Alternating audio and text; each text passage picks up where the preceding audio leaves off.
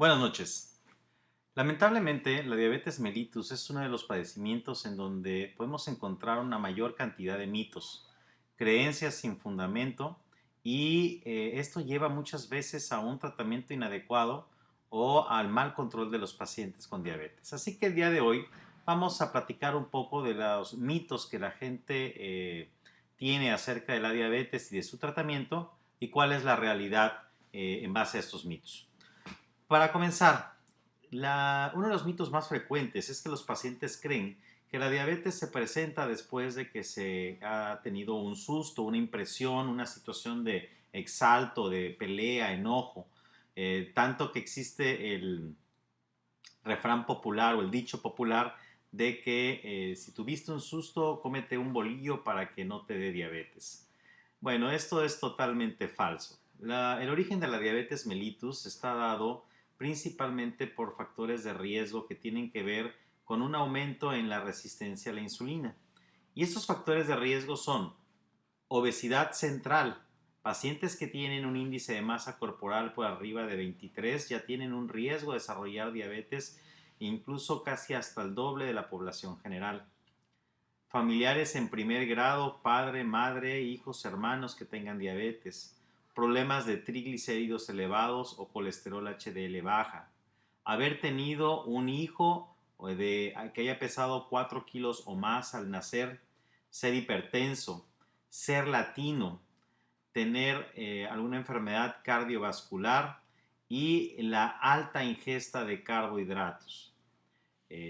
Los sustos, las impresiones, lo que hacen es que el paciente que ya es diabético, pero que no se sabe diabético porque se ha mantenido asintomático, durante esta situación de estrés o de impresión, bueno, pues puede elevarse un poco más la glucosa durante ese periodo. El paciente se vuelve sintomático, va y se hace un examen de laboratorio y al detectar los niveles elevados de glucosa, él asume que fue debido a la impresión. Sin embargo, la verdad es que la diabetes ya se había desarrollado varios años antes de esa situación de estrés. Segundo mito, dieta y ejercicio pueden ser suficientes para el tratamiento de la diabetes en etapas iniciales. Hasta hace cerca de unos 22 años, esa era una de las indicaciones que nos daban las asociaciones internacionales de diabetes, el dar inicialmente un tratamiento basado en un plan alimenticio y en ejercicio y que después se vería si el paciente requería o no agregarle un tratamiento medicamentoso. Hoy en día sabemos que si bien es cierto que un plan alimenticio y la actividad física son parte fundamental del tratamiento de la diabetes, no pueden ser el tratamiento único, ya que en el mejor de los casos, cuando realmente se hacen de forma estricta, su efectividad no va más allá de 6 meses. Y la verdad es que la mayoría de los pacientes no cumplen con las indicaciones al 100%.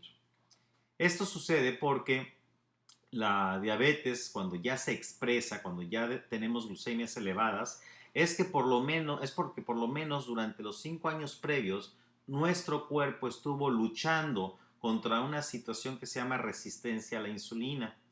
Y esto genera que el páncreas empiece a producir una gran cantidad de insulina como respuesta a esta resistencia para intentar mantener niveles de glucosa normales. Si nosotros en ese momento en el cual el paciente tiene solamente resistencia a la insulina e hiperinsulinismo, que es cuando el paciente es obeso o tiene triglicéridos elevados y aún no ha desarrollado hiperglucemia, ahí sí la dieta y el ejercicio pueden ser de mucha utilidad para evitar que el paciente progrese a diabetes. Pero una vez que el paciente ha sido diagnosticado con diabetes mellitus, es indispensable que se inicie por lo menos con un medicamento para la diabetes y en muchas ocasiones tendremos que utilizar 2 medicamentos desde el principio o incluso insulina junto con medicamentos orales dependiendo del grado de descontrol del paciente. Tercer mito, el uso de la insulina precisamente. A cual más piensa que cuando se le receta insulina a un paciente es o porque ya está en las últimas, porque su enfermedad ya es demasiado grave, porque finalmente queremos casi que deshacernos del paciente, creen que la insulina es algo malo, es algo que les va a producir ceguera, que les va a deteriorar su calidad de vida, etcétera. Pues no, la insulina no es otra cosa más que una hormona que produce nuestro cuerpo, se produce en el páncreas, incluso desde antes de nacer, el ser humano ya está produciendo insulina. Sin embargo, en el paciente con diabetes, esta insulina se va agotando. Es más, en el momento en el que se diagnostica diabetes, el paciente puede tener ya una pérdida de hasta el 50% de la capacidad de producir insulina y el otro 50% la va perdiendo en el transcurso de su vida como paciente portador de diabetes. De manera que cuando un paciente requiere insulina, es porque su capacidad de producción de insulina ya es casi nula y lo que tenemos que hacer es reponerle aquello que ha perdido. La insulina que utilizamos es muy parecida a la insulina humana.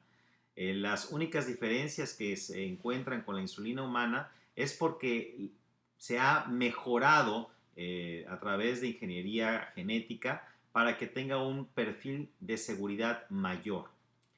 No produce ceguera, lo que sí produce es que en los pacientes con un gran descontrol glucémico, cuando se les aplica insulina, los niveles de glucosa que tienen adentro del ojo, que el ojo es como una gelatina transparente por dentro, esos niveles empiezan a reducir rápidamente, lo cual permite una entrada de luz mucho mayor al ojo, porque se disminuyen los efectos de refracción, y esta situación hace que el paciente tenga una dificultad importante para enfocar, lo cual se va a recuperar en los siguientes meses una vez que el paciente ya esté bien controlado. Esta situación es la que el paciente puede interpretar como que está perdiendo la vista, cuando en realidad lo que sucede es que está empezando a ver mejor, pero en ese momento no lo puede asimilar de esta manera.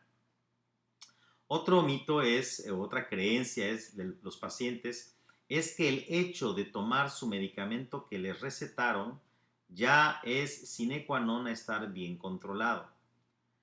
Eso también es falso. Si bien es cierto que el tratamiento que indicamos para la diabetes está orientado para mantener un buen control, es indispensable que nosotros vigilemos cuál es la efectividad de este tratamiento. Y para eso el paciente necesita estarse haciendo exámenes de laboratorio periódicos, estar asistiendo con el médico, estar checándose su glucosa tanto en ayuno como después de haber comido, estar checándose por lo menos cada 3 o 4 meses una hemoglobina glucosilada para poder verificar si el tratamiento que está llevando en realidad está siendo efectivo. Pero además, la diabetes es una enfermedad progresiva, de manera que va a llegar un momento en el cual su tratamiento ya no sea suficiente y haya necesidad de avanzar en el tratamiento. Y la única forma de poder saber esto es mediante los exámenes de laboratorio y la vigilancia médica periódica. Otra creencia es que el paciente diabético siempre va a tener la glucosa alta porque es diabético. Falso también. La idea del tratamiento medicamentoso es que nosotros podamos llevar al paciente con diabetes a valores prácticamente normales. Esto con el fin de disminuir la probabilidad de tener complicaciones crónicas. Si bien es cierto que hay un grupo de pacientes que tienen ya más de 15 o 20 años de ser diabéticos, son personas mayores de 65 años de edad, personas que ya tienen algunas complicaciones u otras enfermedades agregadas, en los cuales si somos muy estrictos en el tratamiento con diabetes puede ser peor para ellos. En el resto de los pacientes, la meta es que amanezcan todos los días con glucosas por debajo de 110, que después de comer en el transcurso del día la glucosa no se eleve más allá de 140, que su hemoglobina glucosilada esté por debajo de 6.5, idealmente por debajo de 6, pero además que tenga control en el peso, en el colesterol, triglicéridos y en la hipertensión arterial. Todo esto deberá ser llevado prácticamente a valores normales si es que queremos evitar complicaciones en el paciente con diabetes.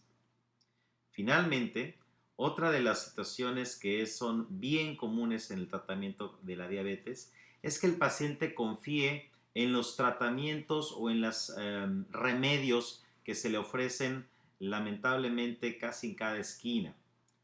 El uso de tés amargos, de jugos de algunas hojas especiales, el uso de sustancias pseudonaturistas que se venden a granel, algunas terapias que ofrecen ciertos personajes que a veces se sustentan como médicos y que realmente no tienen ningún sustento científico, como es el hecho de inyectar algunas partes de animales para poder intentar quitar la diabetes, o el uso de las famosas células madre. Esto todo es falso. No existe hasta el momento ningún tratamiento mágico que cure la diabetes. No existe ningún tratamiento herbolario que cure la diabetes. No existe ningún estudio que confirme o refute el uso de estas terapias complementarias. Y mientras no haya estudios que lo avalen, es totalmente falto de ética poder recomendar cualquiera de ellas. Hasta el día de hoy el tratamiento de la diabetes es muy sencillo. Dieta, ejercicio, medicamentos. Nada más. No se necesita ningún remedio mágico, y si uno se apega a estos tres tratamientos que son muy sencillos y a la vez muy difíciles de llevar, el paciente podrá tener una vida prácticamente normal, como si no tuviera ninguna otra enfermedad. Espero que esta cápsula les haya servido y nuevamente espero sus comentarios y nos vemos en la siguiente cápsula. Hasta pronto.